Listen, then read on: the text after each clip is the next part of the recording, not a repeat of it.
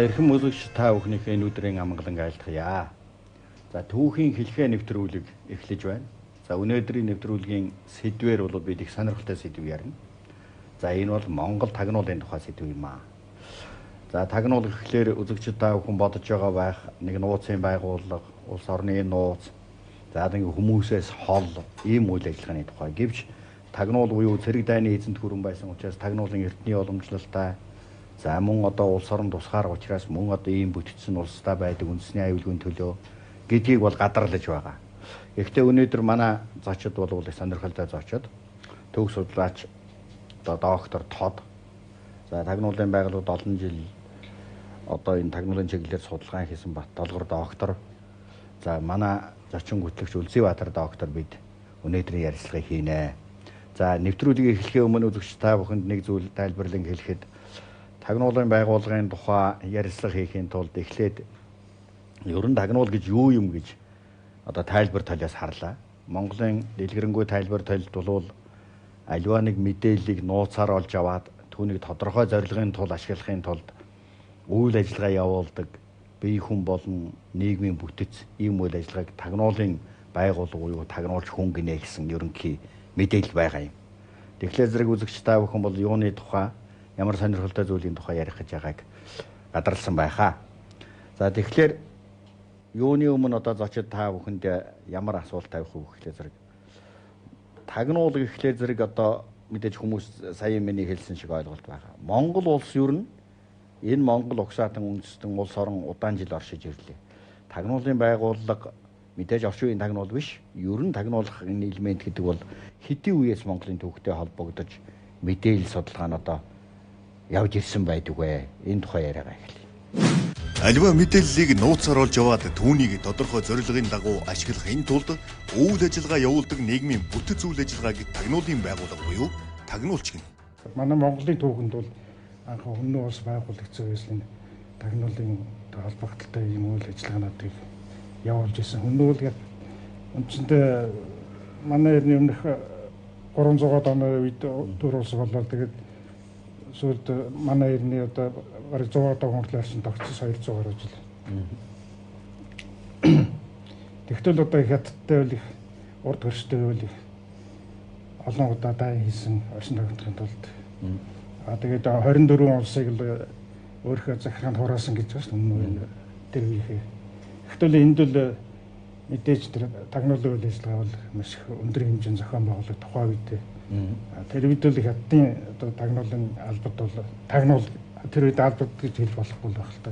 Бас нэлээд бүдүүлэгдэл байсан баг. Энтэй үл их өрсөлдөд тэмцэлддэг мэдээ болдог байлдааны үйл ажиллагаанд ашигладаг байсан юм баримтууд байдаг. Одоо тэр жишээлбэл Симацаны тэмдэглэлд байгаас хятадын өөрсдийг нь явуулсан тагнуулын ажил тэгээд тэр хүннүүтэй яа тэмцэжсэн хүннүүгийн тагнуулын тухай хүртэл бичсэн байдаг тийм баримтууд бол зөндөө байна. За хятад бол энэ төр тустай бол бараг 5000 жил болсон гэдэг шүү дээ. Хятад бол хүннүүтэй байлдахаас өмнө бол хамаагүй өмнө тэр тагнуулын онолыг бол маш өндөр хэмжээнд хөгжүүлсэн байсан. Тэгээд хүннүүчүүд яг хөө хэн чинь бол суурийн иргэнээс өөр онцлогтой өөрийн малчин нүүдэлчин улсууд эдрэл өөрсдийнхөө тэр тагнуулын одоо ажлыг тэр хятадын тэр өндөр хөгжсөн тагнуулын ажлыг сөргүүл тавьж чадчихсан. Өндөр амжилтанд хүрж исэн тохиолдлууд хүртэл бий. Монголын тагнуулын түүхэнд тагнуулын үйл ажиллагааг төрийн түвшинд явуулж байсан хүмүүс бол бадаа хишлэг нар юм. Энэ судалгааны талаар одоо уламжлалт одоо монголчуудын хуучин төр тусуудын үеийн цэргийн тактик энэ нууц ажиллагааны талаарх баримт судалгааг одоо нэгтгэж судалсан юм ер нь Монголд байдаг юм уу? Хөнөөгийн нэг ван одоо урах гэж байгаа тухай одоо мэдээ хятадын тагнуулын байгууллагад очсон баг. Энүүнийг бол одоо энэ урахч ванг бол аврахын тулд бол хөнөө рүү одоо хятадын цэргээ илгээсэн. Тэгэхэд одоо ирэхээс өмнө одоо хөнөөнөр тэр урахч байгаа хүнийг өөр илчлээд цэрэг тагнуулын шагмаар тэгээ ирэх гэж байгаа хүнийг дасч байгаад одоо барьж авсны хүртэл ийм баримт байдаг шүү дээ. Тэгэхээр энэ мэтчлэнгээр бол одоо олон баримтууд байна. Мөн одоо хятадын одоо өндөр албан тушаалын хүмүүсийг хүртэл хөнөөнөр одоо эрэхт нийлсүүлж аваад тэгээд тэр нь бол одоо хүмүүгийн сайн бид хэлсэн байгаа шүү дээ. Та нар бол одоо хятадаас өөр маягаар одоо амьдрал авах бүх юм чинь явж байна. Тэгэхээр энэ одоо сайхан заншилтаа бол орхиж болохгүй. Тэгэхгүй бол одоо хятад бол хяраан төмөн хүн амтай. Танайх чинь зөв хүн амтай. Энэ хятадын одоо энэ дагах юм бол одоо ерөөсөө амархан уусан шүү гэж хүртэл тэр нөгөө эзлэгдсэн тагнуул чинь хэлж байсан тийм хөтөл баримтууд байдаг. Хөнөөгийн үед. Хөнөө солирууллаа штэ. Өмнө төр ш. Тий. Тэгээ хөнөөг солируулсан гол одоо асуудал нь монголчуудыг цэрэг зэвсгийн хувьд дийлсэндээ биш те. Дотор нь хаалсан. Оморд өмнөд тэгээд дотор нь хагалах үйл ажиллагаа одоо урд төрш маань чадварлаг явуулна гэдэг чинь тэдний тагнуулын үйл ажиллагаа нөгөө хөнөө нарыг туршсан, зан чанарыг ойлгосон тэгээд дунд нь ясаа гэсэн. Одоо жишээлбэл модонгийн эхнэрийн чинь ятгаад хятадын одоо тал тийм ээ. Өгөнд нь хэн орох вэ? Эхнэрийнхээ өгөнд орно. Тийм учраас эхнэрийн өөрийнхөө талд эсвэл яа өгөнд оруулъя. Тэгээд тэр чинь хятад төшөмлөлд чинь янз бүрийн аргаар ажиллаж байгаад модонгийн эхнэрээр дамжуулаад тэгээд модон урагшаа бүр хятад руу довтлогооны зогсоосон гэдэг шин. Эхнэр нэгдэг тийм үү. За одоо ингээд том дай илээ бүгдийн эрхэндээ ороочлаа. Одоо бид нар цаашаа эдрийг ингэж захирч яваад бүгдийг дайлаад юу гэх вэ? Одоо болоо шүү. Тэгээд өгөнд оруулсан ба шүү. Энд чинь одоо бас л тагнуулын үйл ажиллагааны сонгодог хэлбэр үстэй. Тэ. Тэгээд дээр нь дотор нь том хагарал явууллаа. Тэгээд өмнөд хөнөөгээр омрод хөнөөгийн дарууллаа. Өөрсдөө зэргийн хүчээр ийгээв шүү дээ. Тэр энэ чинь мөр одоо 2000 гаруй жилийн өмнөх түүхийн юу шүү дээ. Зургамж. Тэгэл энэ дунд чинь энийг сөргүүлсэн Монголын тагнуулын байгууллагын ажиллагаа чинь бас сонгодог болж гарч ирэхгүй. Чингис хаан энэ сургамжийг олж харсан. Авсан. За бид дотроо хагарж болохгүй. Элдв эд баялаг тууртаж болохгүй.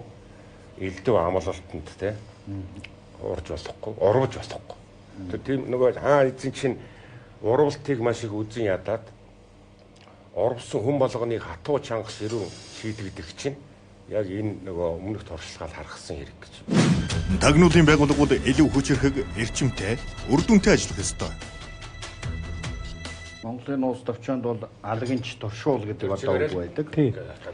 Тэгээд манай судлаачид бол энэ дунд зууны судалсан судлаачдын хамгийн гол Монголын тагнуулын үйл ажиллагааг төрийн түвшинд явуулж байсан улсууд бол тэр бадай хэшлэг юм а гэж. Хоёулаа хожим бол хоёулаа мянганы ноёд болсон. Газар нутгаар шагнагдсан тийм ээ. Тэгэхээр төрийн ивэл хүртэж тагнуулын үйл ажиллагаа Чингис хааны аймнаас болоод түүний хамаг Монгол улсыг аварсны төлөө шагнагдчихсэн тэр үеийн одоо тагнуул юм а гэж одоо ингэж судлаач бичсэн байдаг тийм ээ. Тэр үнэнтэй юм шиг байна.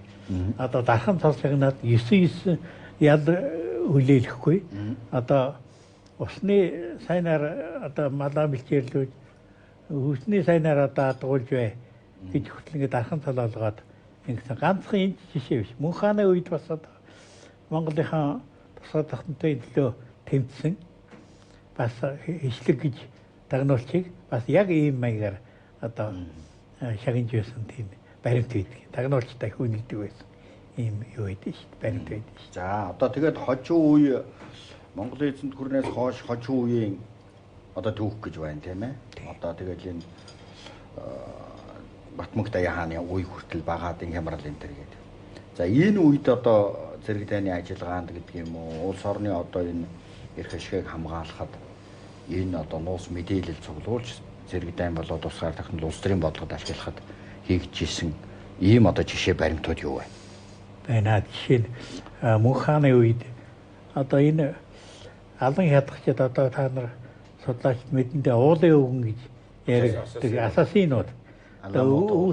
Тэднээс бол одоо энэ 200 гаруй жил одоо аимшигт автуулж байсан энэ Европ техник террористууд Үүний эд мөн хааныг одоо хаан ширээнд залах үед ирж хөнөөх гэжсэн байгаа шүү дээ.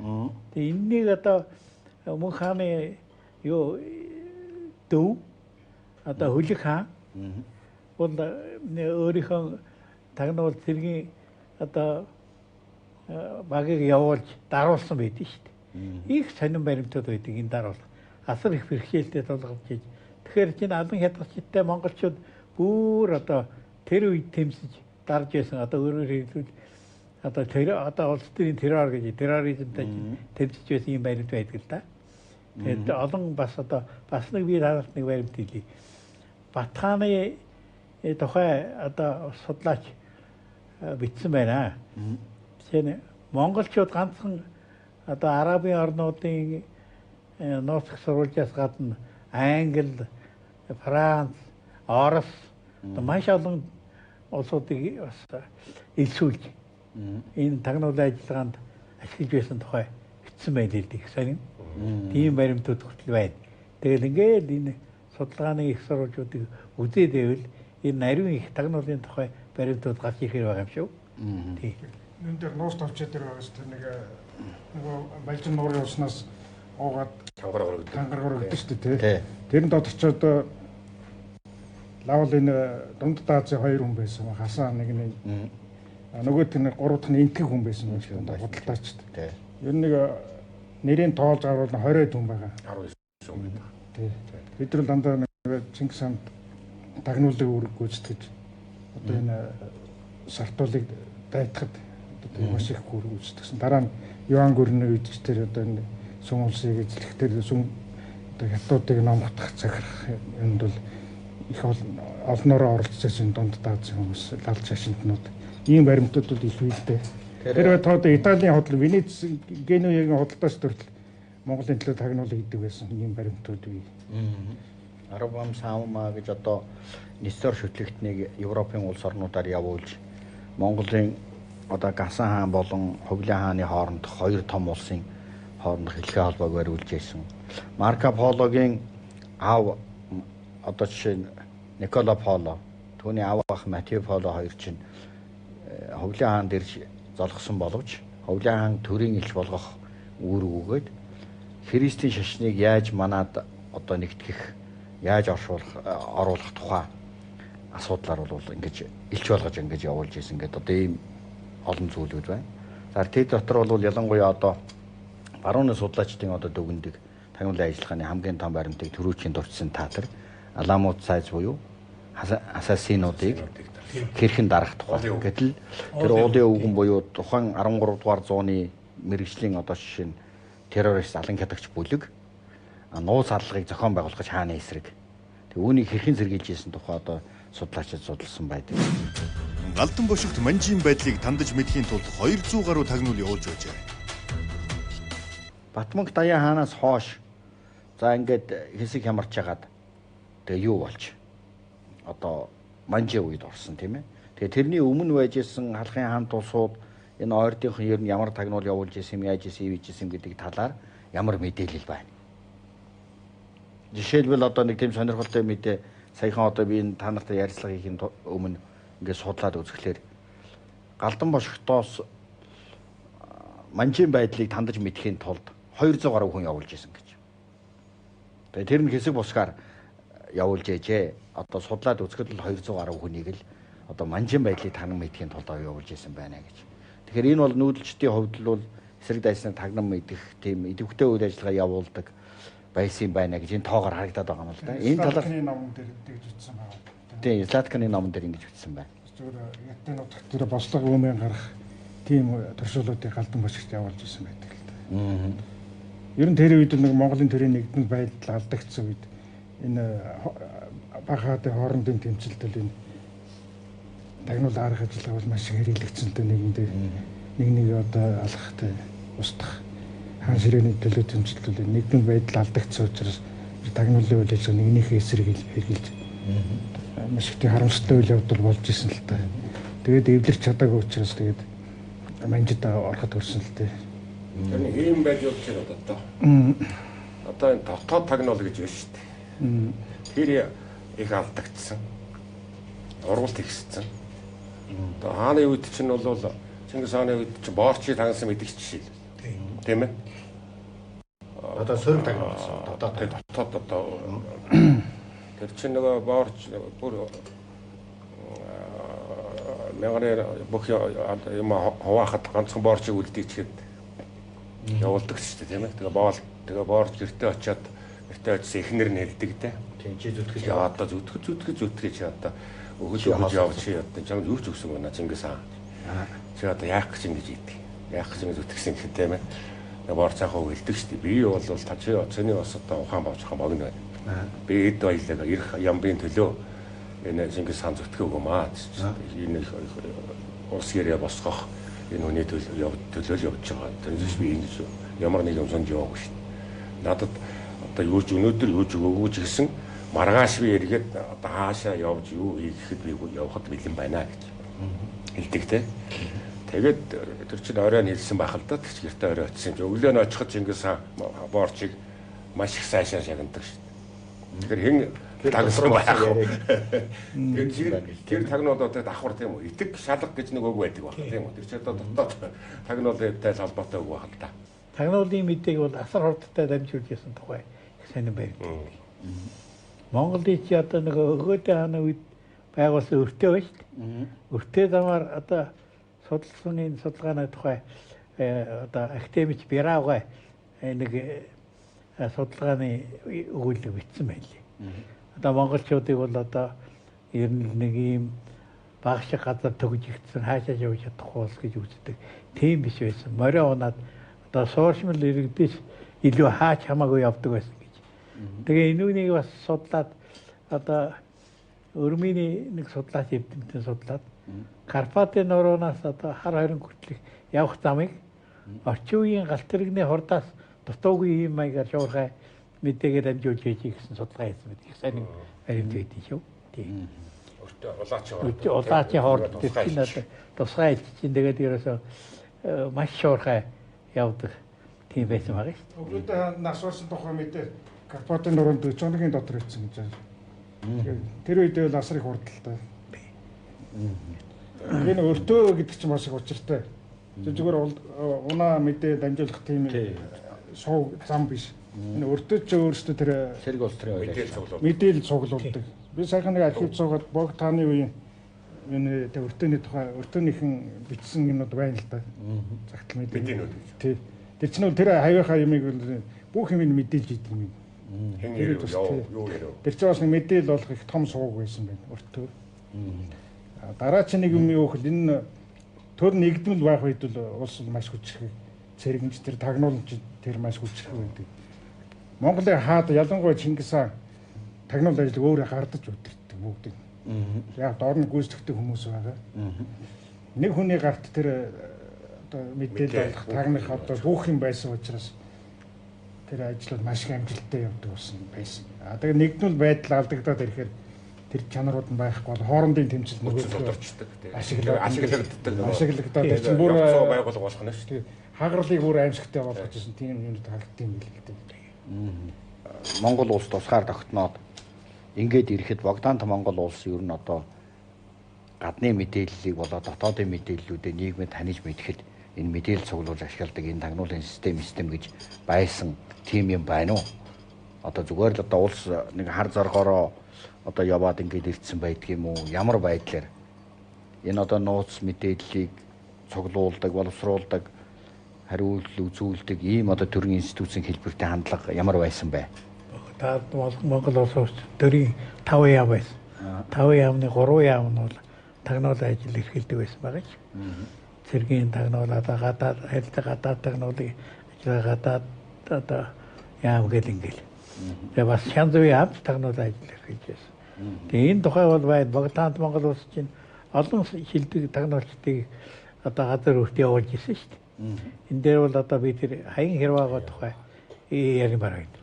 Энэ Орос Түүхэн юу тэр зүгт явж байсан мундаг тагнуулттай хаян хэрваа бол өөрөө агарам яндахтай мундаг томлон байсан. Тэгээ хаян хэрваагийн тухай саний баримт байдаг шүү дээ. Одоо эсперанто хэлийг тэр Польшийн эсперанто хэлцгөөсөн доктор Заминхоф гэдэг хүнээс аваад Монголд дэлгэрүүлсэн хүн шүү дээ. Их боловсралтай тийм мундаг хүн байх. Дотоодын хамгаалах газрын сүүлд нь одоо манай Богдаанд Монгол улсын үед ажиллаж байсан олон тагнуулчид дотоодын хамгаалах газрын үед чинь тагнуулын ажиллагааг идэвхтэй мэрэгсэн байдлаар явуулж исэн байдгийн шүү дээ. Тэгэхээр энэ бол бас л залгамжлах бараг чанар юм шүү дээ. Тэр дотоодын хамгаалах газарт тэр хуучин мэрэгсэн тагнуулчид ажиллаж байсан олон улсууд билдэ.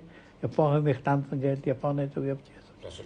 Лосол бай тийм чинь одоо ардын үсгийн анхны хүмүүс нь бол одоо бүгд л бас тагнуулын ажлыг ямар нэгэн хэмжээгээр хийж байсан. Одоо Богдааны дэргэд байсан Баатар захирагч бол энэ дүн шинжилгээ хийсэн мэдээг одоо Богдаанд танилцуулдаг. Ер нь бол Богдааны зарилгаар л бол одоо явуулах ажиллагааг зохицуулж явуулдаг тийм байсан байгаа шүү дээ хууль дүрмтэй. Тэгээ одоо энэ бас зүгээр энэ бараагүй дахиад байсан юм биш. Энэ бүс нутаг хооронд шууд хооронд халах үргэлжлэгчдийн хооронд ялангуяа одоо жишээ нь жинчин маягаар, бадарчин маягаар, мөргөлчин маягаар янз бүрийн хэлбэрээр одоо жишээ нь тухайн одоо бүс нутгийг тагнаж мэдэх мэдээлэл цуглуулах ажиллагаа явуулж ялаа гэж одоо дурдсан байгаа энэ тагнуулын тухай янз бүрийн номон дээр. Энэнд одоо тодорхой баримт хэлэх зүйлүүд юу байна? Жишээлбэл одоо гаднаас хятадаас гэдэг юм уу төвдөөс ямар нэг томоохон хэмжээний хөрөнгө оруулалт бараа таваарыг одоо зөөхөд хүртэл ийм үйл ажиллагааг урьдчилан зохион байгуулдаг байлаа гэсэн ийм мэдээлэл байх юм. Одоо менжийн хэрэгсэл байх үед л мэдээж түрүүчийн одоо Монгол улсын үед ч юм уу тэр үеийг шиг тийм зориод одоо хааны мэдлэлчин институт байгаагүй юм шиг байгаа. Зүгээр тэр юу онцлог юу гэхээр энэ нүүдэлчин малчин хүмүүс бол мэдээлэлд маш их дуртай. Энэ мэдээллийг л бүгд л ардаас зохицуулаад дээдийн язгууртан одоо хэн байдгийг бүхэн мэдээлэл цуглуулдаг. Тэгээд тэр өөрсдийн одоо цагцгаараа бүтцэн хошоо аймаг гэж шав гэдэг. Бид нар ч нь бол одоо яг нутаг орондоо юу болж байгааг бүгдийг бичдэг байсан. Тэр гадны тим хүн ирлээ, энэ хүн энэгээр явлаа гэж ерөөсөө юм сонирхож байна. Одоо нэг шиг тусгай салбар одоо хяналтын байгууллагууд байхгүй ч гэсэн тэр төсмөдүүд хошооны төсмөд ноёд одоо аймгийнхан бол бүх юмыг мэдээлдэг байсан маш одоо архивд харахад бол тэр ерөөсөө хаавуурамч гарахаарахгүй тийм л байсан юм байлээ.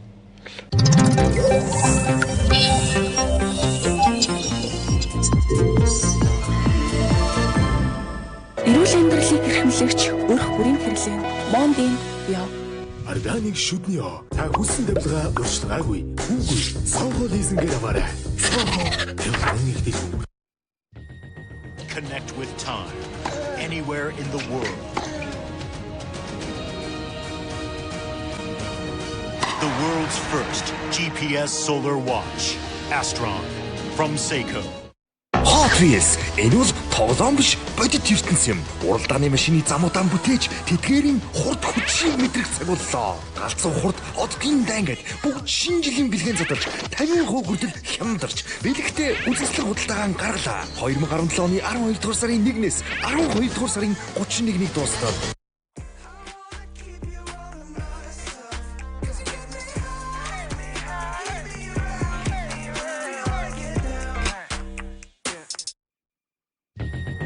Connect with time anywhere in the world. The world's first GPS solar watch, Astron, from Seiko. Шинэ хиймэл дагуултай дээд шин хэрэглэн штэ. Үйлчлэлийн хугацаага 6 болон түүнээс дээш сараар сунгаад гэр интернет, Look TV-гийн 30 ГБ дата ирэх. Unitel-ийн 3 хоногийн хязгааргүй дата ирэхүүдийг бэлгэнд авч нөхөрсөг хэмээх шарн хойжилээ ухтаарай. Хойморт тань гэрэл тань дийдиш.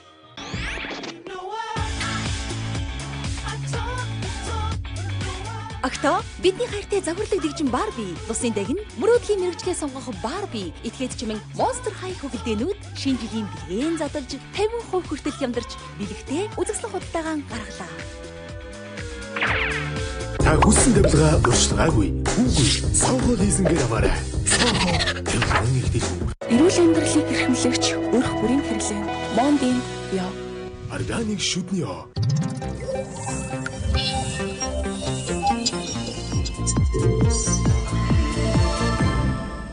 Тэр нэг ламын бичсэн 1860-аад оны үед Аншаагийн нэг ламын бичсэн замын тэмдэглэл ном саяхан хэвлэгдлээ л дээ.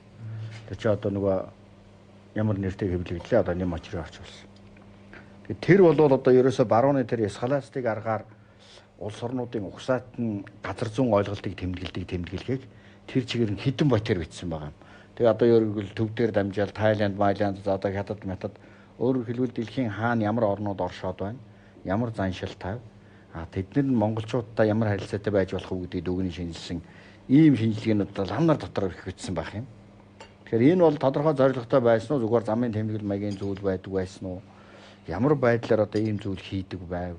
Тэгээд тэр бадарчингуудыг тодорхой ийм одоо мэдээлэл цуглуулах зорилгоор ашигладаг байсан гэдэг тодорхой жишээнүүд юу байна? Бадарчин бол яг тэрнийг одоо тагнуулын үйл ажиллагаа ингэ явуулж байгаа гэж үзвэл тийм тодорхой зорилго чиглэлээр нэг л ингэж явуулж байна. Тэр чинь яг жинхэнэ мэдээлэл олох юм чинь энэ дээдсийн хүрээнд байна шүү дээ. Ноёдын хүрээнд байна. Ноёд ван гүнгүүдийн хүрээнд байна. Том лам нарын хүрээнд байна. Энэ бол өөр асуудал. Баталгааргүй ярьж ирсэн нөгөө та түрүүн дээр Бадарчингийн талаар иймэрхүү одоо баримтууд байдгийм аа гэдэг ярьж ирсэн. Тэр зүйлийг нэг та нэг сонирхолж үлээж. Бадарчингууд бол одоо их чөлөөтэй дөрөв хэлсэн шүү дээ. Явах зарчих тийм боломжтой учраас энд бол мэдээлэл олох ажиллагаанд явуулж байсан. Ялангуяа одоо бүддийн шинтэй орнуудад явхад бол одоо ийм боломжийн юм байсан. Олон юмнууд билдэ. Тэгэхээр одоо том лам бүр одоо тэр хаягийн хэрвээ дөрөв хэлдэ шүү дээ. Тийм том хэмжээний одоо хөнгөртөл ингэж явж байсан. Тэгээ олон баримтууд билдэ. Төвдийн одоо нөгөө Жамган Эренбүүчи гэж Далай лам Монгол дээрх үед чинь хүртэл одоо хятадууд, англичууд, орсууд их харж исэн байт юм байлээ шүү дээ. Энэ Жамган Эренбүүчи Монгол дээрээ яах нь гэж. Богдтантай уулзах нь өөр яах нь. Тийм юмнууд чинь ер нь бүгдийг л одоо тийм Бадарчин тэгэл лам ийм тагнуулалтын хүчээр ийм боллоо гэдгийг чинь бүгдийг мэдэж яваад одоо мэдээлж ясан ийм байт юм байлээ шүү дээ.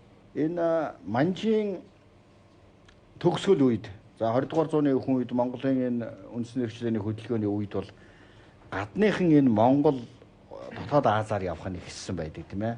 Оросын Монгол судлаачид, Швед судлаачид, Европын судлаачид зарим нь бүр Монголд ингээд сууршаад суугаад Монгол ноёны их иргэн зэрэм аваад ингээд явсан. Тэгэхээр энд одоо Монгол ноёдууд Монголын энэ дотоод улсууд ямар хариу үйлдэл үзүүлж яаж хамтран ажиллаж исэн бэ гэдэг хадлын явдалтай сонин зүйл байдгийг. Энэ талаар та нэг тодорхойлж хэлээч.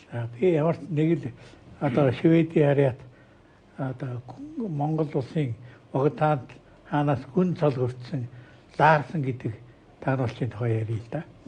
Ларсан бол өөрөө Монгол хэлтэй. Монголчуудад итгэгдсэн. Монголын одоо ар бол өөр Монголын ноёд төшөндүүдтэй их харилцаатай. Тэгээд одоо тэдний ар гэрээр очдог, ордог, гардаг, Богдтаны арднаар ордог байсан юм уу. Тэгээ энийг бол одоо гурван улсын тагнуулч байсныг тогтоосон л доо. Тэгэхээр Ларсан нэг жишээ хэлэхэд одоо Монгол улсын 1900 одоо 13 онд одоо Монгол Орос хятадын гэрээ байгуулсан шүү дээ, тийм Орос хятадын.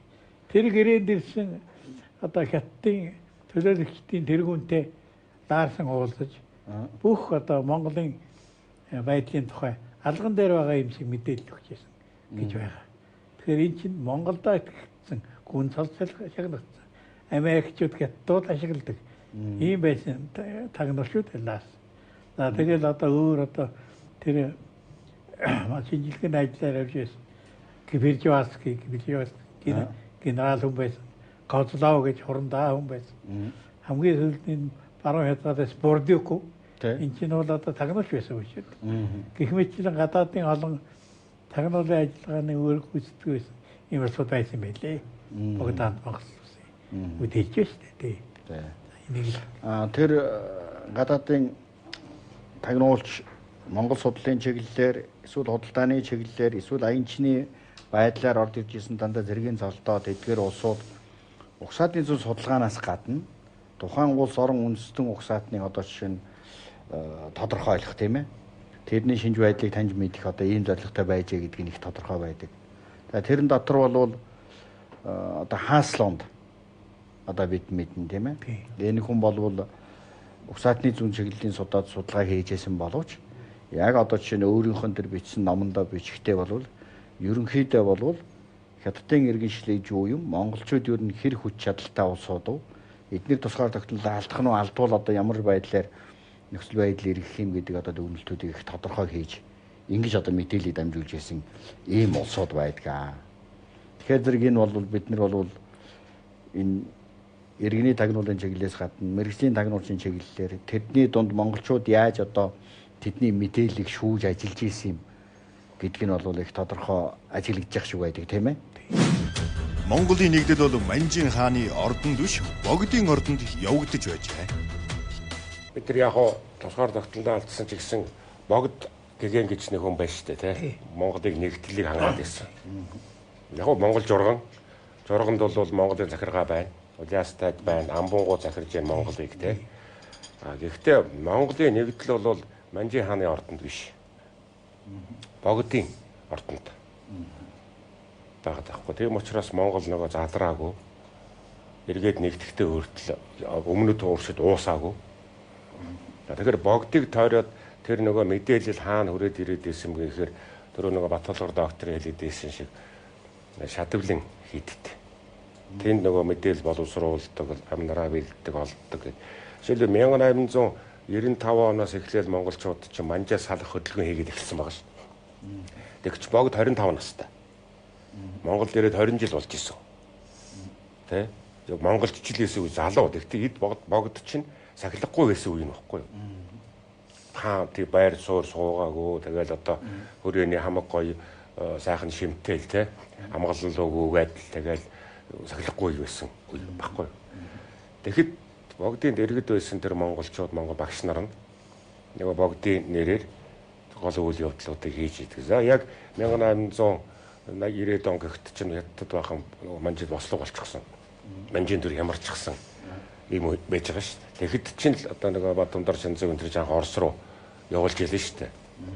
Бие даагаад Орос руу явуулчихж байгаа шүү дээ монголчууд. Энд шүрэл авахгүй гэдэг. Зээлмэл олвол яах нь өнтер гэдэг.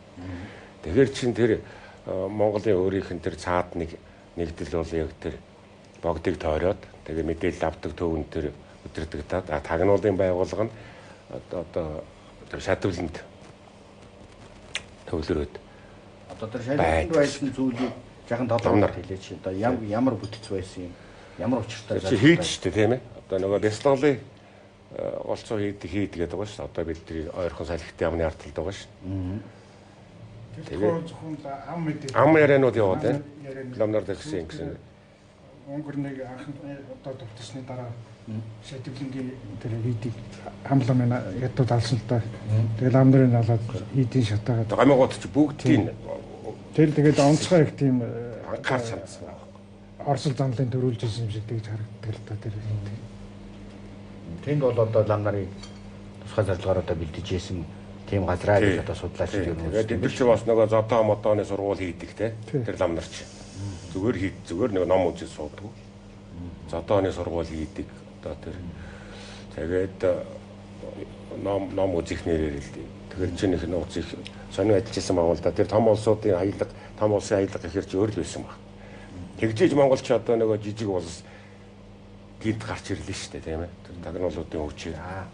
За тэгээд цаашаа ингээд орчин үеийн улс болж байна.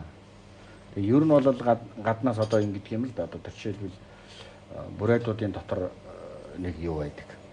Халгаар дамжуулж нөгөө зандан зууг залахын тулд Бээжингээс нууцаар ажиллагаа явуулахдаа халахын ноёдууд их тусалж энэ бол дандаа дуунс мэдээлэлээр одоо дамжиж ирсэн юм гинлээ гэж одоо бүрээдэд байж байгаа зандан зууг хэлдэг. Энэ мэтээр одоо төвдөөс хятадаас одоо жишээ нь томоохон хэмжээний одоо эд баялагийг зөөвөрлөх, бурхан шүтээнүүд, эрдэнсийн зүйлсийг зөөхөд дандаа урдчилсан мэдээлэл бүхий ажиллагаанууд байлаа гэж одоо ингэж бас яригддаг. Энэ дээр одоо тодорхой жишээ байна уу?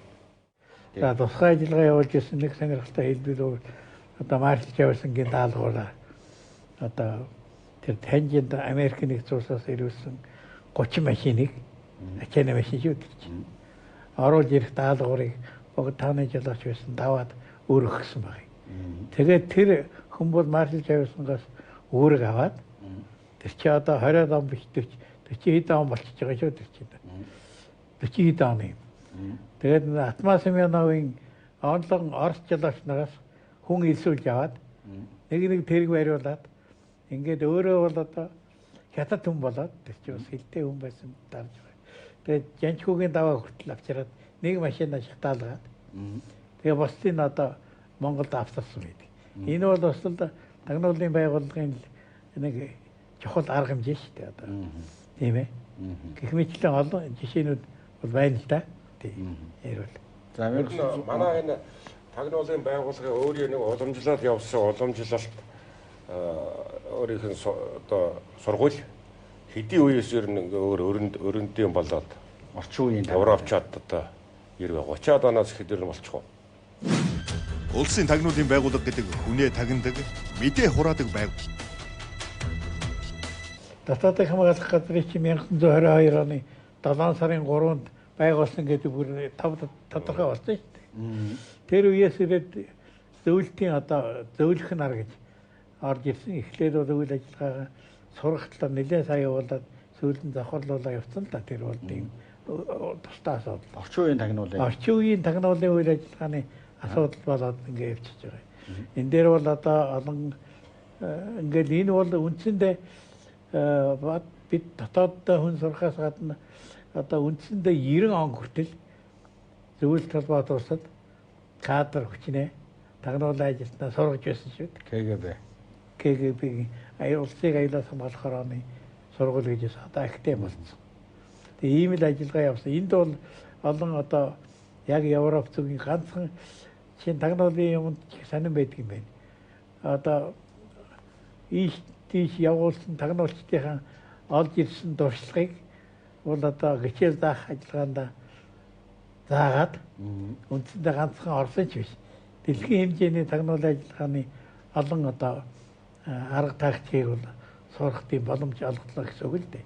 Ийм маягаар сургалт явуулж байсан юм л да. Энэ бол бас их би нэг юм бодоод энэ одоо хаян харваагийн чинь дотоодыг хамгаалах газрын дараагаас 1928 оны 12 сард авч хийсэн тий. Нөгөө баруунтуудын хамт. Тэгэхээр чи тэр 27 28 оны үед 26 оноос эхлээд хаян харваагийн үед чинь тэр нэг том ажиллагаа явуулсан байдаг шүү дээ. Монголын нэг баруун хязгаарыг салгах тэр шар санжи хэрэг гэж. Шар санжи. Тий. Манай дотоодын хамгаалах газрынхан ч өөрсдөө тэрийг илрүүлж өөрсдөө үйл ажиллагаа явуулж байсан байдаг шүү дээ. Тэгээ бадрах тэргүүтээ төрийн томчуул оролцсон ийм юм байна. Тэгээ энэний ард нь бас зөвлөлтийн одоо тагнуулан байгууллагууд бас комментэр явуулсан байна гэдгийг илрүүлээд олон хүнийг ч бас бариад байцаагаа тий тагнуулын одоо тагнуулын хөвт биеигтэй баримтууд нь хагас уус. Тэгэхээр энэ том үйл ажиллагаа ингээд явагдаад ирэхдээ зэрэг тэр Монголын яг нэг жинхэнэ тагнуулын байгууллага чинь дотоодыг хамгаалах аюулаас тийм гадаадаас хамгаалах. Дотоодын аюулаас өөрсдөө хамгаалах бас урагш нар гарна шүү дээ. Урагш нараас хамгаалах гол байгууллагын үүргийг үүсгэх чинь манай тагнуулын байгууллага. Гадагшаа бол өөрсдөө аюулгүй байдлыг хангах үйл ажиллагаа явуулдаг манай тагнуулан байгууллага. Тэгэхээр ингээд 28 оны үед үндсэндээ бие даасан үйл ажиллагаа явуулаад байсан. Тэгээд энэ хаян харвааг ингээд бие даасан үйл ажиллагаа явуулаад эх орныхоо тусгаар байдлыг одоо хамгаалах ажлыг зоригтой хийгээд эхлэнгүүт нөгөө комментэрийн зөвлөлтийн нөлөө хүчтэй орж ирээд исэн учраас бүгдийг оронгоор нь өрчилсөн. Тэгээд дотоодыг хамгаалах газрын үйл ажиллагаанд чинь зөвлөлтийн одоо ОГПО гэж ярьдаг те одоо дараа нь НКВД болсон байгууллага шууд гартаа удирдлага аваад нэг бүтэц өөрийнх нь нэгж болгоод явуулсан юм шиг харагддаг байхгүй юу? 1930-аад оны намсараа гэж хүн дараагаа тавигдсан те даваагийн намсараа. Даваагийн намсараагийн чинь тавиа зөвлөлт холбоот улсаа сургаад тийм ээ. Заавар зөвлөгөө өгөөд. Тэгээд яг энэ үеэс эхлээл 1930-аад оны эхээс эхлээл манай тагнуулын байгууллага зөвлөлт холбоот улсын тагнуулын байгууллагын нэг салбар хавсар болсон юм шиг байна. Бие даасан үйл ажиллагаа явуулж чаддгүй. Тэгээд тэр маань 30-аас одоо үндсэндээ 90 он хүртэл явсан болохоор харагддаг байхгүй. Энэ үндсэндээ 1930-аад оны дунд үе гэхэд Монголын уламжлалт тагнуулын байгууллагад ажиллаж исэн, бие даасан үйл ажиллагаа явуулдаг байсан богд хаант үеэс уламжлагдсан бүх хүнийг байхгүй болгоцсон. Бүх хүнийг. 1932 онд одоо Агдамбуугийн амаргай тэр үед баг орлын нэрвэлэгчдийн дарга байсан. Тэгэхэд энэ ерөнхий сайд байсан гиндэн одоо татварын хамгаалах газрын дарга байсан. Намсрын надтай холбоотойгоор намын төв хорооны 2 дугаар бүгд оролдоод мондох орчин шүүмжил тавьсан байдаг.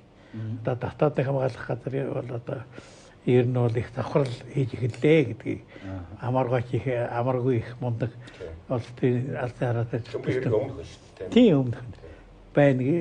Тэгээд одоо ерөөсөө энэ одоо өөрийгөө хамгаалах юм чадваргүй монголчуудыг одоо ийм байдлаар бол одоо хэлмэгдүүлж болохгүй гэдэг үгийг тэр үед хэлсэн байгаа шүү дээ. Ер нь бол Монголд маш аюултай нөмөрсөн аюул тулгарлаа гэдгийг бол тагнуулын байгууллагын ажиллагаач ерөнхий улс төрийн ангиасны юм болчлаа гэдэг сэрэмжлүүлэг хийсэн байна шүү дээ, тийм ээ.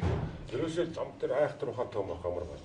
Тагнуулын байгууллага гэдэг энэ нүдчих болсон байгууллага гадны юм уу юмд байгууллага гаргуул ороод эсвэл өөрсдийнхөө эсрэг л ажиллаад эхэлвэл энэ улс өрн чинь баларнаа. Тэгээд амаргаа энэ сургамжийг хүлээж аваагүй ш нөгөөдөл шүү дээ. 33 онд тэр төмбийн хэрэг гэж юм чинь бий болгочих зохиомл хэрэг. Нийтээр нь тагнуулын байгууллагын хүч хэрэгслийг ашиглаад зохиомл хэрэг үүсгэж. Энтэй дорнод Улаанбаатар төвтэй төмбийн хэрэг гэдэг зохиомл хэрэг анх. Бүр тагнуулын байгууллагын сүлжээгээр хийсэн юм чинь энэ шүү дээ. Тэгээд дараагийнх нь нөгөө 30-аад оны үйл тэр чигээр явсан. Энэ аюул واخгүй. Улс орны нүдчих болсон тагнуулын байгууллагад гадны гар хөл орох эсвэл өөрсдийнхөө эсрэг үйл ажиллагаа явуулаад эхэлвэл мөхлийн дохио.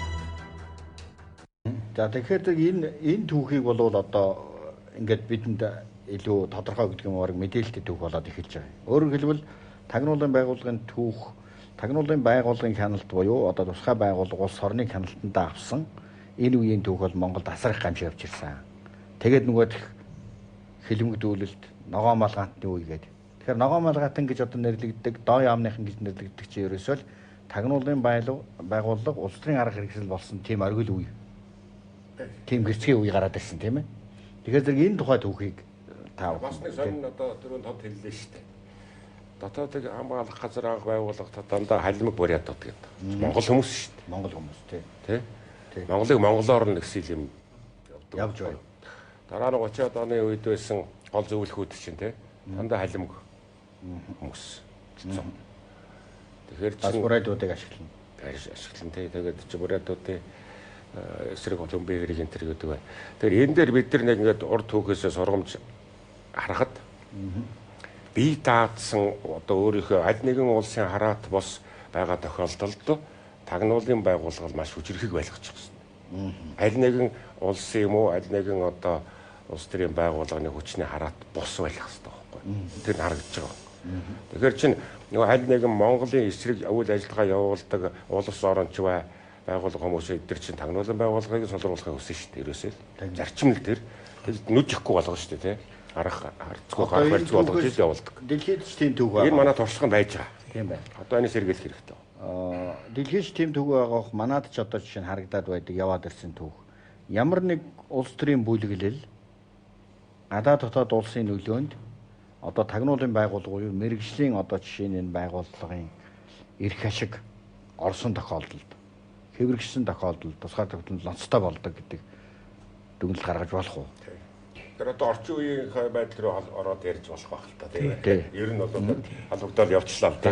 Яах аргагүй. Ярихаас өөргөл юм болоо л да. Төр өөрөө доктортай Бат бай гэж бодоо төр гэж хүнээр авчиж өөрийгөө хүндэлдэг бол тагнуулын байгууллагыг бэхжүүлэх ёстой. Өөрөө одоо хараа хяналтантаа маш сайн барьж явах ёстой. Ямар нэгэн гадны нөлөөнд автуулахгүй байх ёстой. Энэ төрийн хийх ажил байхгүй. Энэ бол тагнуулын байгууллага төрийн институтийн нэг шүү дээ. Одоо ер нь ерөнхий сайдын мэдээлэл байгаа шүү дээ. Ер нь ерөнхий сайдын мэдээлэл. Тэр нь ер нь зөв бүтэж байдаг юм уу одоо ер нь тэгээ явцсан энэ бараг уламжлалаараа тэгэл явцсан юм байл угаасаа. 92 оноос хойш. 92 оноос хойш. Тийм тэгэхээр энэ тагнуулын байгаль яа харахгүй сая чухал асуудал үнэлээ. Тагнуулын байгууллага за тэгээд дээр байгаа удирдлага, улс төрийн бодлого тодорхойлдог удирдлага энэ яг талбайтай байдаг. Биений ойлгодог байх хэрэгтэй гэж байна. Тэгэхээр энэ дээр сая тэр гадаадын судлаач Пережирийн намд тагнуулын байгууллага бол илүү хүчирхэг тэгээд одоо тийм эрчимтэй үр дүнтэй одоо тийм байх хэрэгтэй гэж. Ийм л тагнуулын байгууллага байвал улс орны аюулгүй. Одоо аюул бол ингэж байна л да. Хуучин бол одоо аюул бол одоо капиталист оронтой ч юм уу тэмцэнэ гэдэг. Тодорхой дайсантай байдаг. Тэгвэл өнөөдөр тийм байхгүй. Тодорхой дайсан байхгүй. Даяарсан. Энэ даяарлах чинь одоо алан хятах ажиллагаа, бусад одоо зохион байгуулалтыг гэдэг бүгд гараад ирэхэд энтэй чинь бас тагнуулан байгуулах аргагүй тэмцэх хэрэгтэй байна. Тэг энийг л одоо манай одоо тэр дээд ятны удирдлага ойлгох хэрэгтэй. Монгол улсын тэр нийтлэг улс орноо авч үлдэх эрх ашигын төлөө бол амжилтууд гаргасан л байж таараа. Энэ үеийн тагнуулууд 30 хэд оны тагнуул, 40 хэд оны тагнуулууд ер нь юу хийж исэн бай таа. Амжилтууд гаргасан. Тагнуулын байгууллагатай холбоотой 7000 гаруй асуудал бүртгэгдснээс 300 гаруй тагнуулчийг илрүүлж үйл ажиллагааг таслан зогсоосон байдаг. Тагнуулын байгууллагын 80 жилийн ой дээр одоо тагнуулын байгууллагын ой гих сүрдүүлэнтэй тэмдэглэлтэй театрт. Энэ дээр одоо тагнуулын ерөнхий газрын дарга байсан. Андаагүй бацаахан хийсэн баримт байдаг. Энэ бол ил баримт учраас би хэлж. Тагнуулын байгууллагатай холбоотой одоо 700 гаруй одоо асуудлыг шалгасан байдаг. Эннээс 300 гаруй тагнуулчийг илрүүлж одоо үйл ажиллагаанд таслан зогсоосон гэсэн баримт. Гадаадын тагнуулч. Гадаадын тагнуулч. Энэ бол одоо албан ёсны баримт байхгүй юу? Тагнуулын ерөнхий газар өөрөө яасан. Ийм маягаар тагнуулын байгууллагаас их чамгүй ажиллаж байсан хэлмэгдүүлэлтээс гадна шүү дээ. Чамгүй ажиллаж байсан олон баримтууд бий л дээ. Хөгшчүүл хуучны юм ярьж байна л да. Одоо хятад хөгшчүүл, өвөр Монгол хөгшчүүл. 30 хэд он, 40 хэд оны үед энэ халахын тагнуул, Монголын тагнуул гэдгийс хайдаг байлаа гэж. Тэгэхээр ийм одоо үйл ажиллагаа мэдээж одоо энэ бол нууцын биш зүйл болсон ч байж магадгүй л дээ. Олон нийтээр ч бас бичдэг. Тэгэхээр иймэрхүү одоо үйл ажиллагааг хэр өргөн цар хүрээтэй Монгол одоо тусгаарлалтаа хамгаалахад явуулж исэн юм бэ? Тэр дөрвөлтийг яаж исэн юм? Одоо тэр дэлхийн 2 дугаар дайны үед яаж исэн? Чөлөөлөх дайнд яаж исэн юм? Цэргийн тагнуулны яаж ажиллаж исэн юм? Энэ талаар одоо домог төгшиг одоо биччихсэн зүйлүүд ч одоо байдаг. Тэгэхээр нууцын биш зүйл биш учраас энэгээр сонирхолж хэлэх зүйл юу байна? Дэлхийн утгатай үйл ажиллагаа шүү дээ. Дэлхийн утгатыг бол 1931 онд татварыг хамгаалах газар л явуулсан шүү дээ. Одоо тэр хэлийн чандад байгаа банчин богдтой уулзаад ингээд татварыг хамгаалах газар холбоотой болох. Дөрвөстэй наашин. Дөрвөстэй наашин авч явах. Монголчууд өчнөө олон дөрвөстэй байлаа шүү дээ. Хятадруугаараа явчихсан. Энэ тагнуулын үйл ажиллагаа амжилттай гэрэгдсэн. Тийм ээ хожим нь бол 4500 гаруй хүмүүсийг наашаа татсан. 45000 тийм. Ихэнх нь аваад ирсэн байна. 45000 хүн оруулж ирсэн. Энэ дотор болгоны өвөр Монголд орж ирсэн Японы эсрэг үйл маш хөтөвтэй ажилласан л да. 33 оноос эхлээл 45 он болтол энэ хооронд бол гадаад тагнуулын талаар бол маш их арга хэмжээ зохион байгуулсан мэдээлэл олох ажлуудыг их сайн хийсэн. Тэгээд дараа нь тэр одоо баруун хязгаарын асуудал, SBN-тэй холбоотой асуудлууд байна. Энэ дээр л маш их ажилласан. Тэрийг л тодорхой мэддэг болохоос баг дайны байдалтай ажилтдаг байсан. Одоо энэ бол ер нь нууцгүй юу? Одоо хүмүүс бидний хувьд бол нэг тийм супер тагнуулын тухай ойлголт байдаг шүү дээ. Монголчууд хэр тагнуулын хүчирхэг байгууллагатай юм. Тэгээ ер нь одоо Монголд одоо тийм супер тагнуул одоо тэр түүхэнд ямар байсан юм энэ төргээ сонсомоор адал явдалтай ийм зүйлүүд байдаг. Энэ бол үзэгчдэд сонирхуулах зүйл та бүхэнд юу байна? Одоо ягаад би энийг асууж байгааг вөхөр манай энэ гадуур бол одоо бичигдсэн ийм Монгол тагнуулын тухай номууд байна л да. Тэгэхээр одоо гэрэл чулуунгаа байна, хоёрын эмзэнд орж иж юм байна. Олон мундаг тагнуулын ажиллагаанд гарамгай байгуулсан юм олон улсууд бий л дээ. Тэр байтугай өвөр Монголын аюулгүй байдлын аюулаас хамгаалах байгууллагыг одоо Монголын одоо дөрвөн зөвлөх Баруат Ревандан энэ төр эд очиж байгуулж инхүүлж өгчээсэн байдаг шүү дээ. Өөр Монголын тагнуулын Өөр Монголын тагнуулын байгууллагын ажиллагааг тэгэхээр манайх бод нэлээд гайгүй чамгүй байсан гэдгийг нь харагдаж байгаа байхгүй юу? Тагнуулын ерөнхий газар гэсэн нэр байна шүү дээ. Тэрийг та одоо яг энэ оновчтой юу боддог. За би яг өөрөө бол одоо миний яг боддог санааг хэллээ. Тагнуулын ерөнхий газар гэсэн нэр томьёо бол оновчтой нэр биш ээ. Тагнуулын ерөнхий газар дотор одоо гадаа тагнуул, сөрөг тагнуул бусад дэмжлэг үзүүлэх бүгд байна. Тэгэхээр тэр улсын аюулгүй байдлыг хангах ерөнхий газар гэвэл их боломжтой юм уу гэж бодсон. Нэг дарга хурц ирээд өөрийнхөө дураар нэрлэдэг. Жишээ нь сандаг генерал хурц ирээд тагнуулын төв газар гэж нэрлсэн шүү дээ. Тэгэл одоо энэ чинь одоо тагнуулын ерөнхий газар өсөж байгаа юм уу? Байгууллагын болж байгаа юм уу? Зүгээр одоо энэ тавья хөдөлсөн байна. Энэ бол одоо би их оновчгүй болжээ гэж судлаачийн хувьд боддог. Тэгэхээр цэрүү тагнуул гэдэг. Central Intelligence Agency болчихж байгаа байхгүй юу? Тэр чинь тийм биш байхгүй юу? Тэгтээ зэрэг одоо тэр босод улсуудын энэ одоо энэ гэрээ чирээр гоо намд хавсалт байгаа. Энд 37 улсын тагнуулын байгууллагыг хаяг одоо бүх юм бичиж нэрсүүдээс гадна тэр 37 улсын 700 гаруй тагнуулын байгууллагын тухай бичсэн байл. Тэгэхээр бид чинь бол одоо хангалттай судалгааны одоо ил судлах юм баримттай. Би танаас нэг зүйл бас асуух дахиад. За нэршил дээр бас би бас гэж бодоод явдаг. Энэ манай нэр арай нэг томдсон болгоо шиг. Тэгээд одоо яг манай энэ жижиг хэмжээтэй хоёр том хөршийн дэргэд бол монголчуудын хувьд. Тэгээд эдийн засгийн хувьд ч тэр улс төрийн хувьд ч тэр янз бүрийн асуудалтай. Ийм нөхцөлд чи манай энэ тагнуулын байгууллага энэ үйл ажиллагааны чиглэл дээр үндэсний аюулгүй байдлыг заагдсан хэдэн аюулгүй байдал гэсэн залтууд байна шүү дээ. Экологийн аюулгүй байдал хүртэл орно, үндэсний аюулгүй байдал хүртэл орно. Тэр энийг таньж мэдэж, олж харж, улсаа тэр аюулаас хамгаалж идэг юм газар. Тэгээд сэрэмжлүүлэг хэлж идэг. Тэрнээс шүнээ тагнаад авах шээ. Тийм ээ. Тэрний бадам самбог хөөгд ингэж аюулгүй байдал алдаж гин үгүй юу гэдэг байхгүй биш. Тэр алдагдж байгаа нөхцөл байдлыг олж мэдээд олж хараад тэгээд одоо хяналт тавихаасаа илүү сэрэмжлүүлэхтэй мэдээ өгөх. Улсын тагнуулын байгууллага гэдэг хүнээ тагнадаг, мэдээ хураадаг байгууллага биш юм.